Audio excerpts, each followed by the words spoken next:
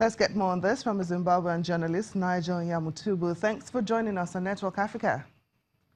Always a pleasure. Thank you. So how are ordinary Zimbabweans reacting to Mr. Chamisa's comments that he'll marry his 18-year-old sister off to President Mnangagwa if he wins 5% of the vote in the coming elections? Yeah, while the MDC Alliance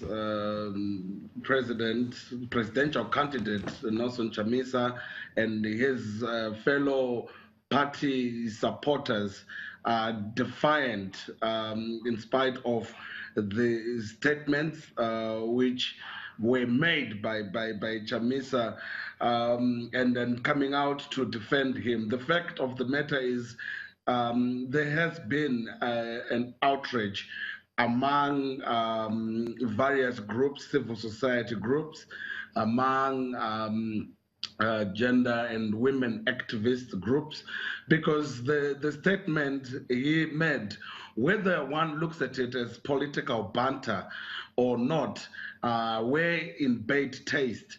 And for someone who is posing himself to be an alternative, to be a better leader than those that are in power at the moment.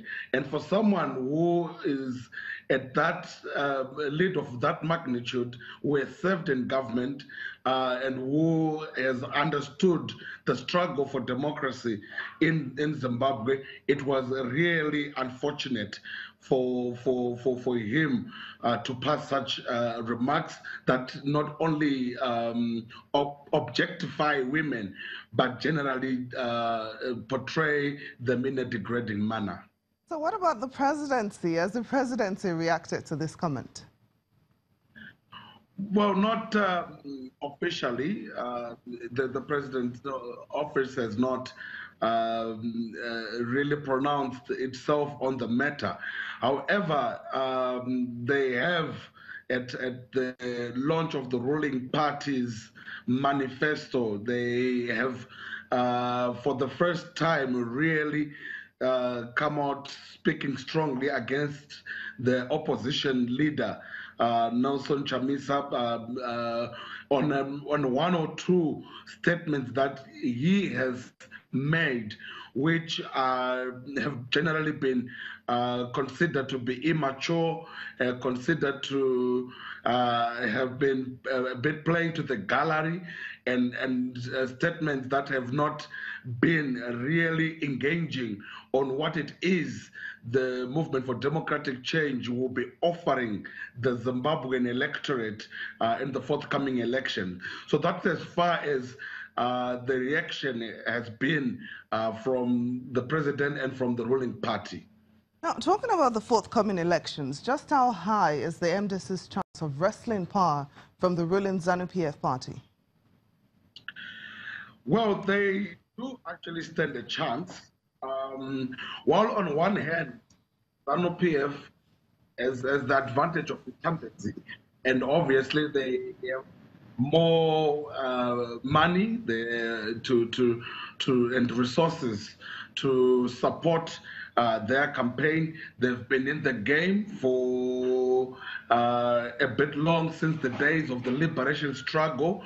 The ruling party has a lot to its advantage, you know, them bringing to an end the 37-year rule of Robert Mugabe and so forth.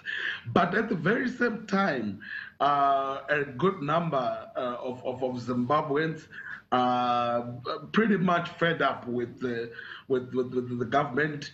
Yes, there was a change of leadership, but by and large, the same leaders that were traveling the long and tedious journey of Robert Mugabe are the ones that are still pretty much in charge of the government at the moment. And the country is still seized with serious economic socio-economic challenges and political challenges across all spheres. The urban populace is still very much disgruntled, and there is a growing movement of youth, a generation that either had not voted before, or a generation that now qualifies to be president, yet they were born before the country's independence. So all that changes the ball game. And for me, I think it's really too close to call, and I don't really see a clear winner at this stage. Zimbabwean journalist Nigel Yamutumbu, thank you so much for joining us on Network Africa. Pleasure, thank you. In North Africa, the Libyan military strongman Khalifa Haftar has announced the start of an offensive to capture the eastern port city of Dinar from those he called terrorists. Speaking at an army parade in Benghazi, he however says his forces have been instructed to save civilians. Mr. Haftar, who has support from Egypt, has long been seen as a contender for national power. He opposes the internationally recognized government in the capital Tripoli, frustrating UN-led efforts to reunify the country. Meanwhile, the Libyan Coast Guard says its vessels have intercepted more than 500 migrants on 4 inflatable boats off the country's western coast and returned them to Libya. Naval Coast Guard spokesman Ayub Kasim says one boat carrying about 100 migrants was intercepted off the western city of Sabratha, about 7 kilometers west of the capital, Tripoli. Another 3 boats with a total of more than 400 migrants on board were picked off Garibaldi, east of Tripoli. The migrants were taken to one of several detention centers nominally under government control in Tripoli. Libya is the main departure point for migrants trying to cross to Europe by sea, though the number making it to Italy has dropped sharply since last July after a major smuggling group in Sabratha halted departures before being defeated in clashes. Still to come on the program, a business forum in Senegal promotes female entrepreneurs in Africa. Please stay with us for details.